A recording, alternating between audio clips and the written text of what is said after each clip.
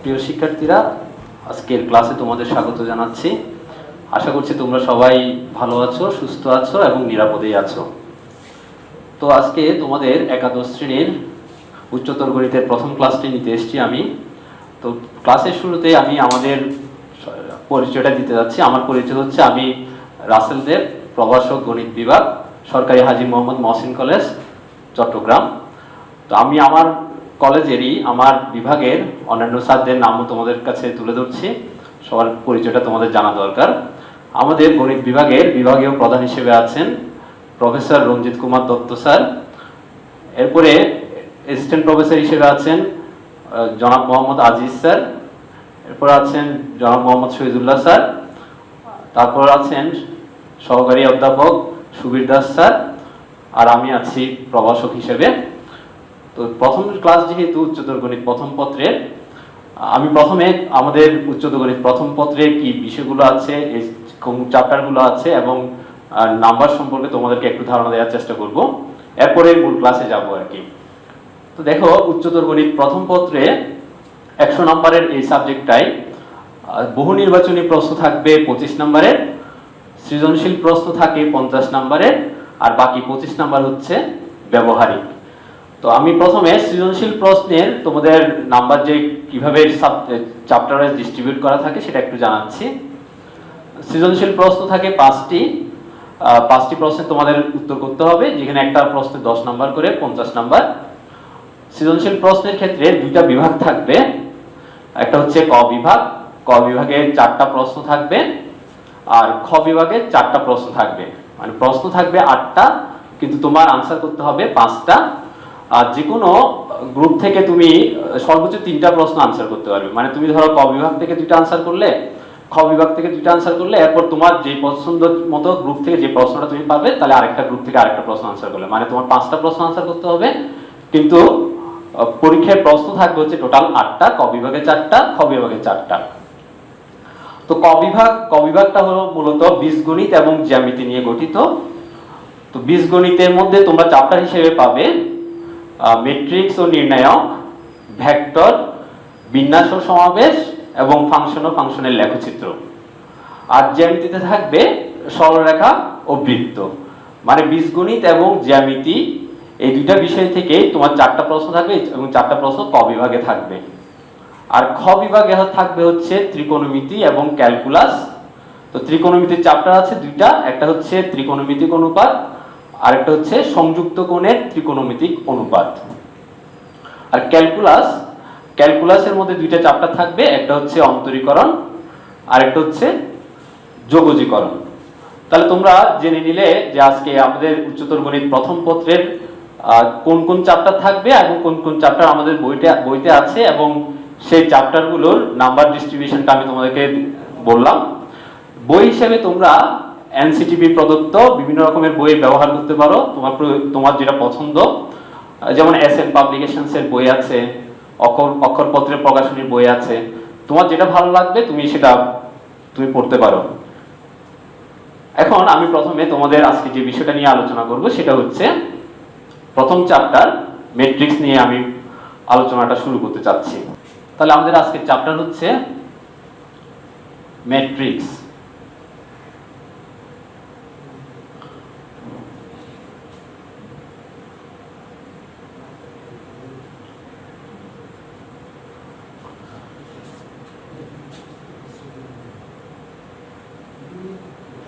ম্যাট্রিক্সের এই যে এই ম্যাট্রিক্স বিষয়টার জনক হচ্ছেন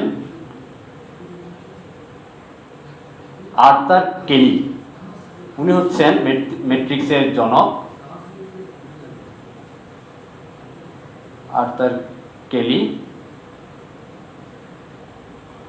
তাহলে ম্যাট্রিক্স কি? প্রথমে ম্যাট্রিক্সের ডেফিনেশনটা জানবো।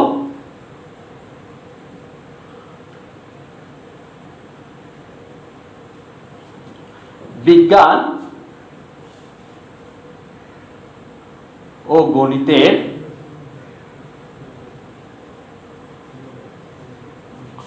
বিভিন্ন তথ্য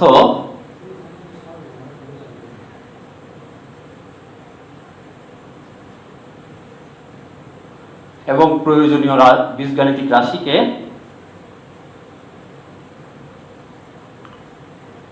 বীজগাণিতিক রাশিকে আয়তাকারে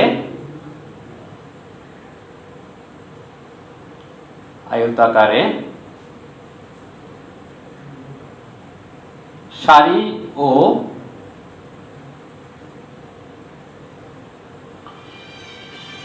কলাম ব্যবহার করে সাজিয়ে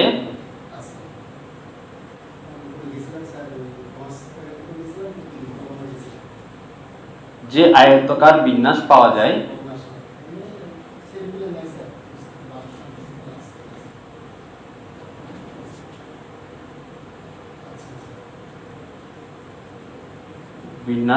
যায়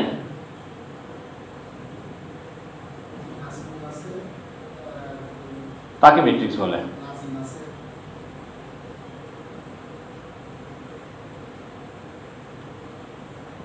তাহলে আমি আবার বলছি, আমাদের বিজ্ঞান ও গণিতের বিভিন্ন তত্ত্ব এবং বীজগাণিতিক রাশিকে আমরা যদি আয়তাকারে সারি ও কলাম ব্যবহার করে সাজিয়ে একটা আয়তাকার বিন্যাস পাই, তখন তাকে ম্যাট্রিক্স বলা হয়। তো ম্যাট্রিক্সকে আমরা সাধারণত থার্ড ব্র্যাকেট ব্যবহার করতে পারি ম্যাট্রিক্স প্রকাশ করার জন্য, থার্ড ব্র্যাকেট বা ফার্স্ট ব্র্যাকেট বা দুই দিকে দুটা ডাবল বার দিয়েও আমরা প্রকাশ করে থাকি।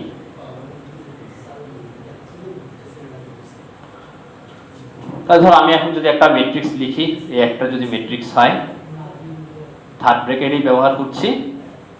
ধরো 1 2 3 4 5 6 7 8 9, তাহলে এটা একটা ম্যাট্রিক্স। এই ম্যাট্রিক্স গঠন করার জন্য আমি এখানে কতগুলো সংখ্যা ব্যবহার করেছি। তো যে সংখ্যাগুলো আমরা ব্যবহার করব, সেই সংখ্যাগুলোকে বা সেই তত্ত্ব বা উপাত্তগুলোকে আমরা বলে থাকি ভুক্তি বা এন্ট্রি।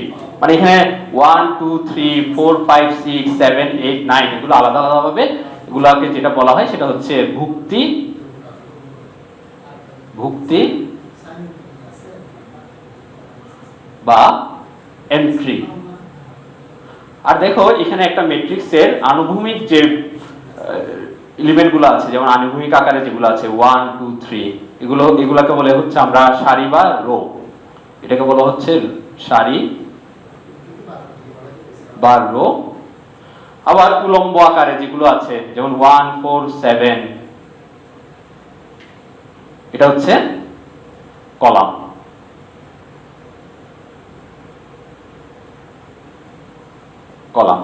তাহলে একটা ম্যাট্রিক্স গঠন করার জন্য কিছু ভুক্তি বা এন্ট্রির প্রয়োজন হয়, সেগুলোকে আমরা সারি এবং কলাম আকারে প্রকাশ করি এবং আয়তাকার আকারে আমরা প্রকাশ করে থাকি। তাহলে দেখা যাচ্ছে এখানে দেখো তুমি সারি আছে তিনটা, একটা সারি, দুইটা সারি, তিনটা সারি। তাহলে এটা হচ্ছে তিনটা সারি আর হচ্ছে তিনটা কলাম আছে, এগুলোই। তাহলে আবার তোমার যদি একটা ম্যাট্রিক্সের কয়টা সারি বা কয়টা কলাম জানা থাকে, তুমি সহজভাবে কিন্তু সেখান থেকে ওই ম্যাট্রিক্সটাতে কয়টা ভুক্তি বা এন্ট্রি আছে সেটাও জেনে নিতে পারবে। যেমন দেখো এখানে তিনটা সারি আছে, তিনটা কলাম আছে। তাহলে আমি যদি 3 × 3 মানে হচ্ছে 9, তাহলে অবশ্যই এই ম্যাট্রিক্সটাতে ভুক্তি থাকবে হচ্ছে 9টা। আচ্ছা,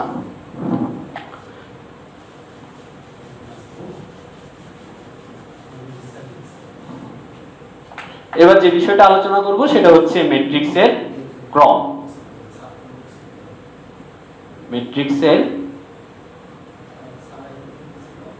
বা অর্ডার অফ এ ম্যাট্রিক্স। তো দেখো একটা ম্যাট্রিক্স তুমি যেভাবে ইচ্ছা সেভাবে গঠন করতে পারো, তোমার ইচ্ছা মতো ভুক্তি ইউজ করতে পারো। যেমন আমি যদি লিখি A B C D E F G H I, তাহলে এখানে একটা ম্যাট্রিক্স আমি গঠন করলাম যেখানে দেখা যাচ্ছে তিনটা রো আছে, তিনটা কলাম আছে। তো রো এবং কলামকে যখন আমরা তিনটা রো বাই তিনটা কলাম আছে, তাহলে এটাকে বলা হবে 3/3 ক্রমের একটা ম্যাট্রিক্স, মানে এটা ম্যাট্রিক্সটার ক্রম হবে 3/3। যেমন আমি যদি ধরো এখানে একটা কলাম কমিয়ে দিই, একটা কলাম মুছে দিলাম, তাহলে দেখা যাচ্ছে এখানে রো আছে হচ্ছে 3টা, বাট কলাম আছে হচ্ছে 2টা। তাহলে এখানে ক্রম হবে 3/2, মানে প্রথমটা রো ডিনোট করবে আর পরেরটা হচ্ছে কলাম ডিনোট করবে। তাহলে 3/2, 3 হচ্ছে রোর সংখ্যা আর 2 হচ্ছে কলামের সংখ্যা। তো আমরা ম্যাট্রিক্সের ক্রম যখন লিখব তাহলে 2/3 বা 3/2 যখন বলবে, 3/2 দিয়ে আমি বুঝে নিতে পারবো যে এখানে 3টা রো থাকবে আর 2টা কলাম থাকবে।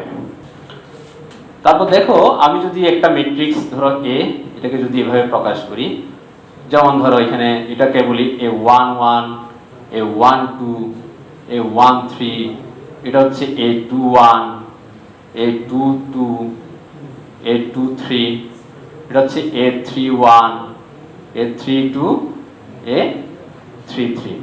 তার মানে এটা হচ্ছে একটা ম্যাট্রিক্সের যে ভুক্তিগুলো আছে তার পজিশনটা নির্দেশ করছে। যেমন দেখো এখানে A22 পজিশন, এটা মানে হচ্ছে দুইটা দ্বিতীয় রো এবং দ্বিতীয় কলামে যেটা আছে। যেমন আমি যদি তোমাকে বলি যে একটা ম্যাট্রিক্স দিলাম, ধরো 1 2 3 4 5 6 7 8 9, তাহলে তোমাকে এখন যদি বলা হয় যে A32 পজিশনে কোনটা আছে, তাহলে নিশ্চয়ই আমি কি করব, আমি 3 নাম্বার রোতে যাব, 2 নাম্বার কলামে এসে কোনটা আছে সেই ভুক্তিটাকে বের করে নিব। তাহলে 32 পজিশন আছে 3 নাম্বার কলামের, 3 নাম্বার রো এর 2 নাম্বার কলামে গিয়ে দেখা যাচ্ছে আমরা 8 পাচ্ছি। তার মানে এখানে A32 হচ্ছে 8। তাহলে এইভাবে আমরা একটা ম্যাট্রিক্সের বিভিন্ন পজিশনে কোন পজিশনে কোন ভুক্তিটা বা এন্ট্রিটা আছে সেটাও আমরা এখান থেকে বের করে নিতে পারবো। এবার আমরা বিভিন্ন রকমের ম্যাট্রিক্সের সংজ্ঞাগুলো শিখব। প্রথমে হচ্ছে দেখো সারি ম্যাট্রিক্স, সারি ম্যাট্রিক্স বা রো ম্যাট্রিক্স।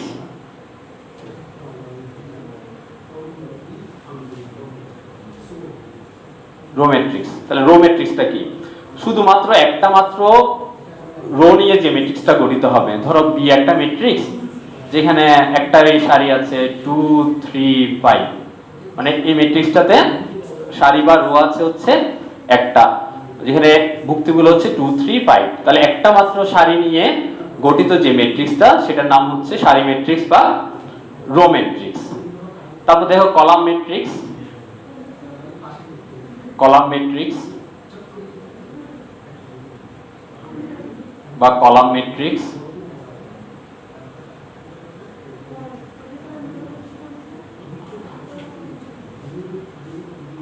একটা মাত্র কলাম নিয়ে যে ম্যাট্রিক্সটা গঠিত হবে, যেমন ধর আমি সি দিয়ে ডিনোট করলাম, সাপোজ -1 -3 5, এই ভুক্তিগুলো নিয়ে গঠিত ম্যাট্রিক্সটা হচ্ছে একটা মাত্র কলাম আছে বিদায় এটা হচ্ছে কলাম ম্যাট্রিক্স। তাহলে আবার বলছি, সারি ম্যাট্রিক্স বলতে বোঝাবে একটি মাত্র সারি নিয়ে গঠিত ম্যাট্রিক্সটা হচ্ছে একটা সারি ম্যাট্রিক্স, আর একটা মাত্র কলাম নিয়ে গঠিত ম্যাট্রিক্স হচ্ছে কলাম ম্যাট্রিক্স। এরপরে আমরা একটু জানার চেষ্টা করব বর্গ ম্যাট্রিক্স কি। বর্গ ম্যাট্রিক্স, বর্গ ম্যাট্রিক্স বা স্কয়ার ম্যাট্রিক্স। তাহলে যে ম্যাট্রিক্সের রো এবং কলাম সংখ্যা সমান থাকবে, যেমন ধরো এই একটা ম্যাট্রিক্স 1 2 3 4, আমি একটা সহজভাবে একটা ম্যাট্রিক্স লিখলাম 1 2 3 4। তো দেখতে পাচ্ছ এখানে রো আছে হচ্ছে 2টা, কলাম আছে হচ্ছে 2টা। তাহলে রো এবং কলাম সংখ্যা যদি সমান হয় তখন ওই ম্যাট্রিক্সটাকে বলা হবে বর্গ ম্যাট্রিক্স বা স্কয়ার ম্যাট্রিক্স। এবার আমরা ম্যাট্রিক্সের মুখ্য বা প্রধান কর্ণ সম্পর্কে জানবো। মুখ্য কর্ণ,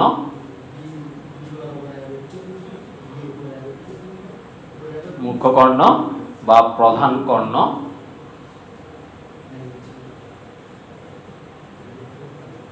প্রিন্সিপাল ডায়াগোনাল। দেখো একটা বর্গ ম্যাট্রিক্স লিখছি, A B C D E F GHI, এটা একটা হচ্ছে বর্গ ম্যাট্রিক্স। কেন বর্গ ম্যাট্রিক্স? কারণ এখানে রো আছে 3টা, কলাম আছে 3টা। তখন এই যে কর্ণটা একটা বর্গ ম্যাট্রিক্সের প্রথম ভুক্তিটা দিয়ে গঠিত এই যে কর্ণ AEI, এই কর্ণটাকে বলা হয় মুখ্য কর্ণ বা প্রধান কর্ণ। তাহলে এখানে একটা বর্গ ম্যাট্রিক্স হতে হবে এবং সেই বর্গ ম্যাট্রিক্সের প্রথম ভুক্তিটা নিয়ে যে কর্ণটা থাকবে আই পর্যন্ত, মানে শেষ এলিমেন্টটা পর্যন্ত AEI, সেই কর্ণটাকে বলা হবে মুখ্য কর্ণ বা প্রধান কর্ণ।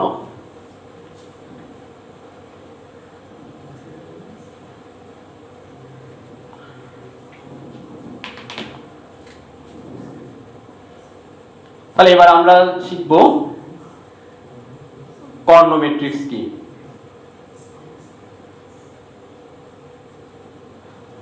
বা ডায়াগোনাল ম্যাট্রিক্স কি।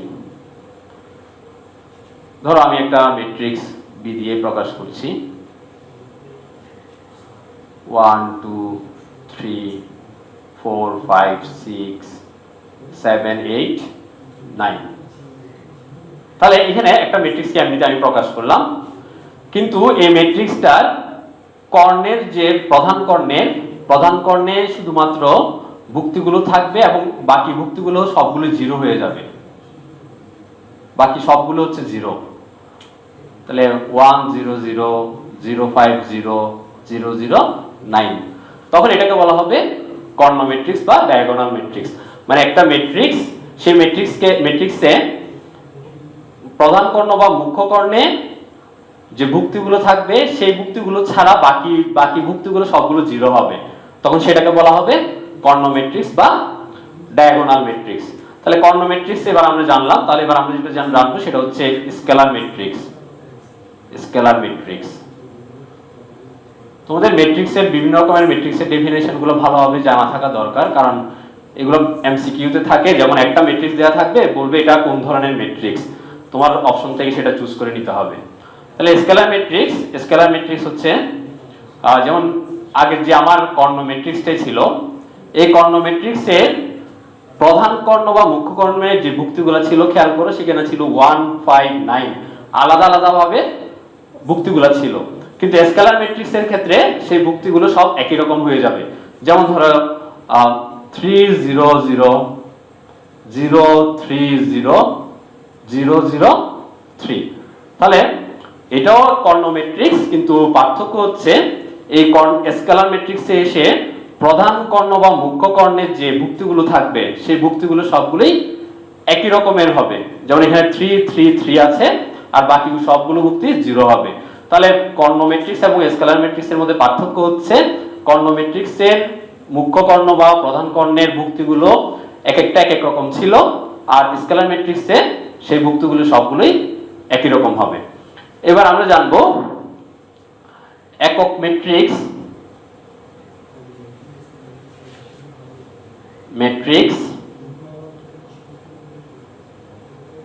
বা অভেদক কি। একক ম্যাট্রিক্স, অভেদক, যেটাকে বলা হয় ইংরেজিতে আইডেন্টিটি ম্যাট্রিক্স।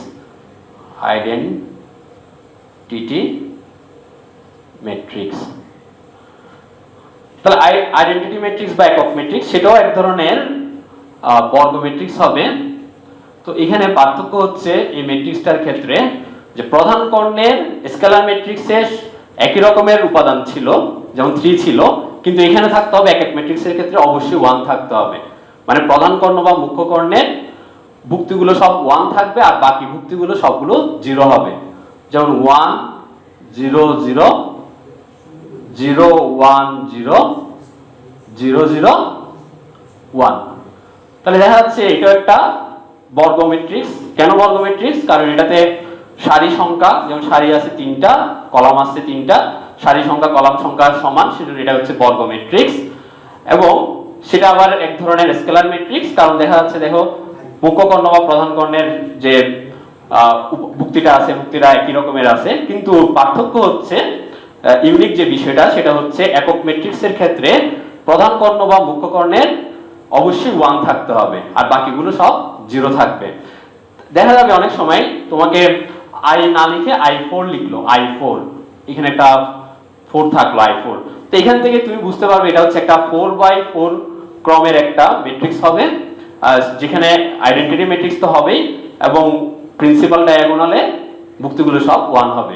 যেমন I4 যখন বলবে তখন তুমি এভাবে লিখবে 1 0 0 0 0 1 0 0 0 0 1 0 0 0 0 1। যেহেতু I4 দিয়ে বুঝতে পারলাম এখানে 4টা রো 4টা কলাম হবে এবং একটা আইডেন্টিটি ম্যাট্রিক্স, এবং যে আইডেন্টিটি ম্যাট্রিক্স প্রিন্সিপাল ডায়াগোনাল সব 1 হবে এবং বাকিগুলো সবগুলোই 0 হবে। তাহলে তোমরা বুঝতে পেরেছো নিশ্চয়ই যে একক ম্যাট্রিক্স বা অবেধক কি।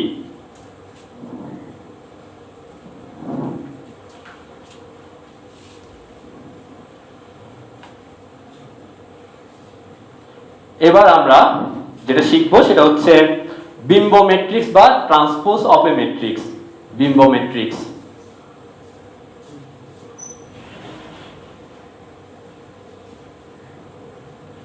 বিম্ব ম্যাট্রিক্স বা ট্রান্সপোজ অফ এ ম্যাট্রিক্স।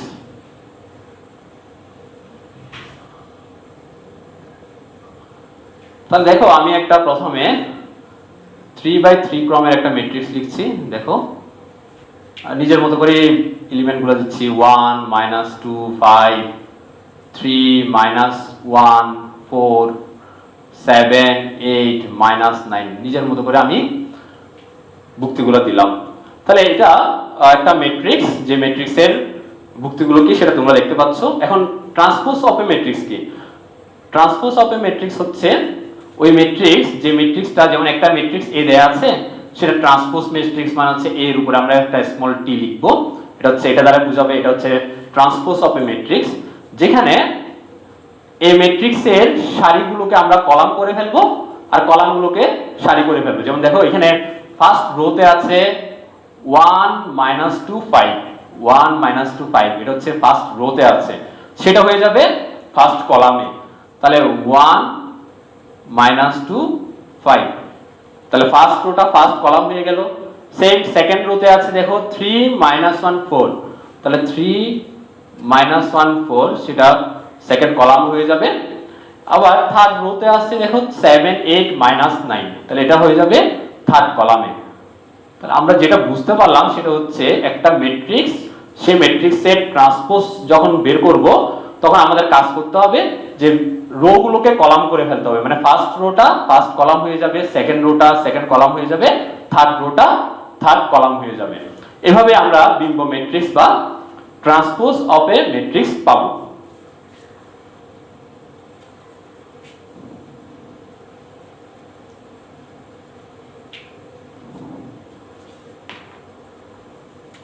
তারপর দেখো প্রতিসম ম্যাট্রিক্স। প্রতিসম ম্যাট্রিক্স কি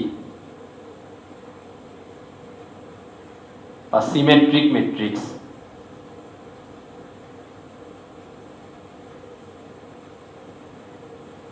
তো প্রতিসম ম্যাট্রিক্স হচ্ছে সেই ম্যাট্রিক্সটাই যে ম্যাট্রিক্সের ওই ম্যাট্রিক্স এবং তার ট্রান্সপোজটা দেখতে একই রকম হবে, মানে এ সমান এ যদি একটা ম্যাট্রিক্স হয় সেটা সমান এ ট্রান্সপোজ হয়ে যাবে। মানে একটা ম্যাট্রিক্স তার বিম্ব ম্যাট্রিক্স যদি একই রকম হয় তখন সেটাকে আমরা প্রতিসম ম্যাট্রিক্স বা সিমেট্রিক ম্যাট্রিক্স বলবো। যেমন দেখো এই একটা ম্যাট্রিক্স, তাহলে এই ম্যাট্রিক্স আমি লিখলাম 1 2 3,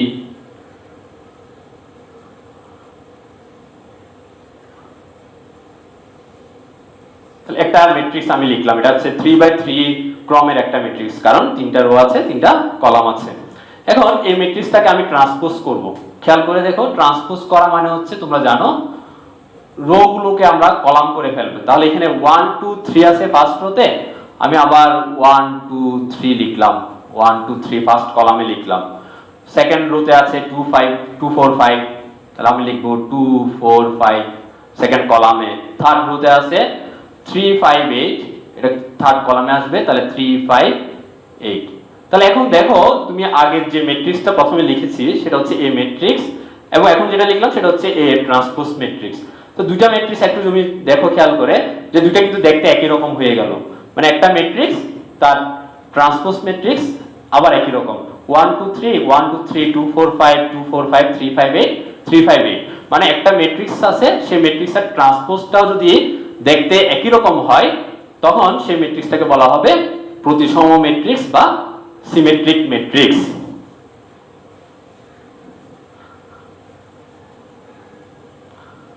তাহলে আরেকটা ম্যাট্রিক্সের ডেফিনেশন এখানে আমরা শিখে ফেলবো, সেটা হচ্ছে অপ্রতিসম ম্যাট্রিক্স কি।